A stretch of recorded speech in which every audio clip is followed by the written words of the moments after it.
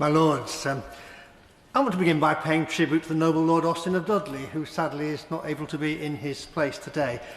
As the noble Baroness Ramsay of Wall-Heath reminded us just a few minutes ago in her excellent maiden speech, Ian is the son of a Holocaust survivor.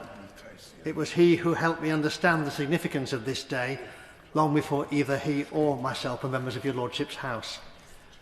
Unlike my present diocese of Manchester, Dudley, where I was then the bishop and the noble Lord Austin was an MP, didn't have a very large Jewish population. Nevertheless, at his instigation, every year we sent 2 young people from Dudley College to Auschwitz. They reported back to our annual Holocaust Memorial Day event that was held in the college. They told very moving stories of what they'd seen and how it had made them feel. Their witness, alongside the testimony of Holocaust survivors, helped inspire young people who were born almost half a century after the Holocaust to understand why we today must be constantly on the vigil against those voices that seek to denigrate the common and equal humanity and dignity of every single human being. Those who denigrate, despise, and ultimately seek to destroy those whom I, as a Christian, will always declare as being created in the very image of God. I now live in Salford, in the midst of the largest Jewish community outside of London. The boundary of the Eruv that permits many of my Jewish neighbours to undertake tasks such as pushing wheelchairs and prams on the Sabbath and other holy days is actually my garden wall. This year, I've been delighted to see the success of the Holocaust Memorial Day Schools exhibition we've held in Manchester Cathedral. It features the work of Church of England primary schools across the whole of Greater Manchester, from many culturally, racially and religiously divided communities. The children responded to key themes of the Holocaust in a number of ways. Some of them created origami paper cranes as prayers for peace. Others reflected on Pavel Friedman's poem The Butterfly that was actually written in a concentration camp. There was a recreation of the pile of children's shoes from the children who lost their lives at Auschwitz. That was very difficult to look at, my lords. And the collection of human portraits from many different cultures to celebrate our differences. Meanwhile, local authority Holocaust Memorial Day events in Greater Manchester had speakers who were Holocaust survivors, including one I attended in Manchester Town Hall, or from their families. Respect was shown them at these events by members of all our main faith communities: Christian, Jewish, Muslim, Hindu, Sikh, Jain. In my role as convener of the Greater Manchester Faith Leaders, I've got the privilege of leading representatives of all our major faiths. We are good friends and good neighbours. The multi-faith challenging hate forum that's hosted by my cathedral undertook its own visit to Auschwitz, led jointly by my dean and by Rabbi Warren Elf. My wife was part of that trip in March 2019. We also have vibrant bilateral groups such as our Jewish Muslim Forum, where relationships that are forged and sustained over many years prove so vital when we find ourselves in tense times.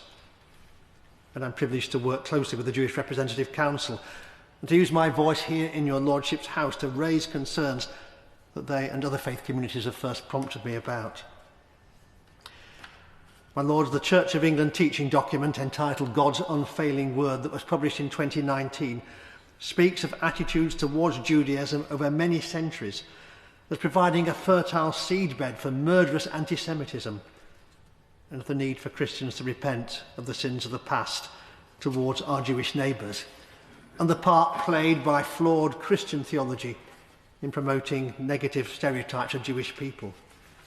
I'm grateful that other noble lords, including the noble Baroness Deitch and my Right Reverend friend, the Lord Bishop of Lichfield, have reminded us that anti-Semitism did not arise in the 1930s, but was nurtured and grown over the 2 preceding millennia.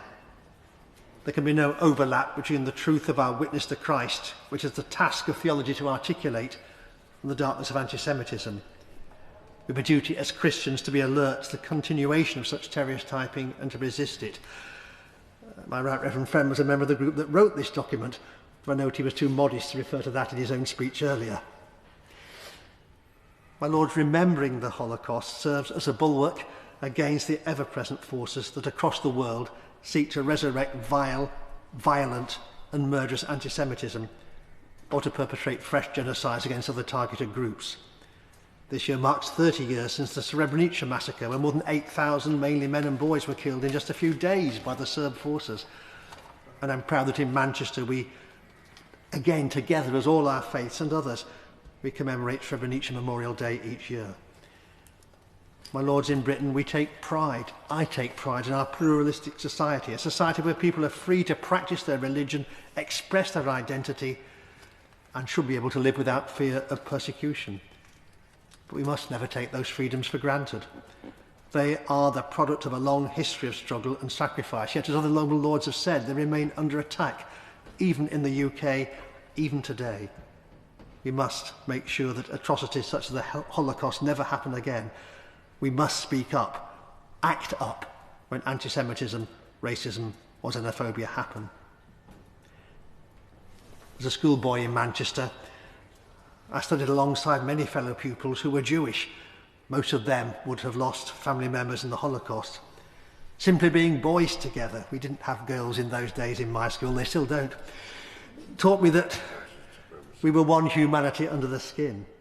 Indeed, the only practical difference between being Jewish or Gentile seemed to be that my Jewish friends got to go home a lesson early on Winter Friday afternoons. My lords, as others have said, with each anniversary the memories of the Holocaust slip away from living memory. We're to hold firm against the evils of fascism and other extreme ideologies, as indeed we must. As each generation of survivors passes on, it's incumbent on all of us to remember the past. Today's debate plays a vital part in enabling that, and I thank the noble Lord Carn of Burnley, a good friend, who himself does so much excellent work to promote strong relationships between different faiths and communities, and who spoke so strongly and movingly in opening our debate today. I thank him for giving us this opportunity to build for a better future, to quote the theme of this year's Holocaust Memorial Day. Yeah. My lords, it's a pleasure to follow the noble prelate, and particular pleasure to speak in a debate where we've heard three such very